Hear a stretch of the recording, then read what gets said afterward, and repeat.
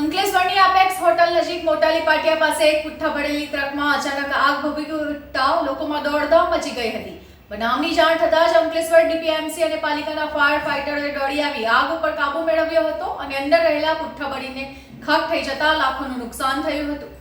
અમદાવાદથી એક ટ્રક ચાલતા પુઠ્ઠાના બોક્સ ભરીને નાસિક તરફ જઈ રહી હતી અને અંકલેશ્વર નેશનલ હાઈવે નંબર 48 ઉપર મોટાલી પાટિયા નજીક આવેલી એપેક્સ હોટલ નજીક ટ્રક પાર્ક કરી હતી।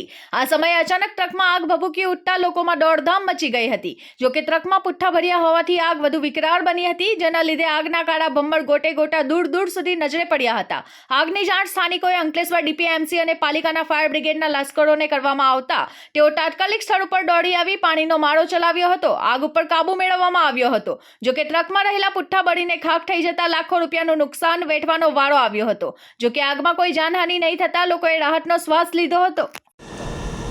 નમસ્કાર દર્શકો, આજે સવારે 10 વાગ્યાના રોજ અંકલેશ્વરથી આપણે ભરૂચના હાઈવે ઉપર હોટલ એપેક્સની આગળ મોટાલી ગામ ત્યાંથી કોલ આવેલો કે ટ્રકમાં આગ લાગેલી છે, જેમાં પુઠ્ઠા ભરેલા હતા અને ટ્રક સળગ્યો હતો। અમારી ફાયરની ટીમ તાત્કાલિક ઘટના સ્થળે પહોંચી ગઈ છે અને ફાયર ફાઇટિંગ ચાલુ કરેલી છે।